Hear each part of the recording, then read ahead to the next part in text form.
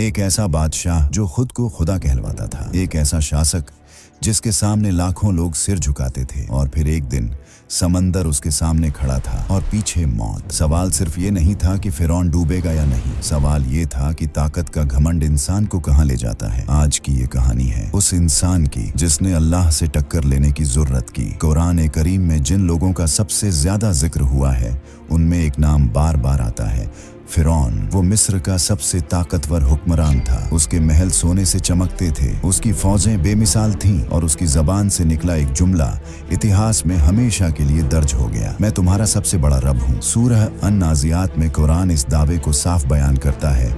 यही वो लम्हा था जहां इंसान ने अपनी हद पार कर दी। फिरौन की सल्तनत एक चीज पर टिकी थी, डर। बनी इजराइल को गुलाम बनाया गया, उनसे बेगारी करवाई गई, उनके बेटों को कत्ल किया गया और बेटियों को जिंदा छोड़ा गया। कुरान सूरह अल-कसस में इस जुल्म का साफ बयान करता है। मिस्र की गलियों में रोने की आवाजें थीं, लेकिन फिरौन के महल में सन्नाटा। अल्लाह जुल्म को मोहलत देता है मगर छोड़ता नहीं। इसी दौर में एक बच्चा पैदा होता है जिससे फिरौन सबसे ज्यादा डरता था, मगर अल्लाह का कुदरती निजाम देखिए, वही बच्चा फिरौन के ही महल में पाला जाता है। कुरान सूरह अल-कसस इस हैरत अंगेज हकीकत को बयान करता है। उस बच्चे का नाम था मूसा। जब मूसा अलैहिस्सलाम नबी बनाए गए, अल्लाह ने उन्हें हुक्म दिया, फिरौन के पास जाओ क्योंकि वो सरकश हो चुका है। सूरह ताहा में ये हुक्म साफ मौजूद है। मूसा अलैहिस्सलाम ने फिरौन के दरबार में अल्लाह का पैगाम रखा, नरमी से, हिकमत से, लेकिन घमंड ने फिरौन को अंधा कर दिया। मूसा अलैहिस्सलाम का आसा सांप बन गया, हाथ रोशन हो गया। ये मौजिज़ात सूरह अल-आराफ में बयान किए गए हैं। फिरौन समझ गया था ये कोई जादू नहीं, लेकिन सत्ता का नशा हक को मानने नहीं देता। उसने जादूगरों को बुलाया, मुकाबला कराया और जब जादूगर सजदे में गिर पड़े तो फिरौन ने सच्चाई को कुचलने की कोशिश की। अल्लाह ने एक के बाद एक चेतावनी भेजी, सूखा, टिड्डियां, जुई, मेंढक, खून। सूरह अल-आराफ इन अजाबों का तफसीली जिक्र करती है। हर बार फिरौन वादा करता